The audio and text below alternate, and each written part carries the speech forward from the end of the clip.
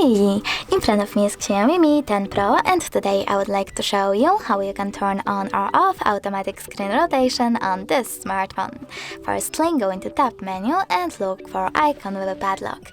Then click on it. As you can see, now it's gray. That means that auto rotation is on. You can always turn it off by tapping on the same icon.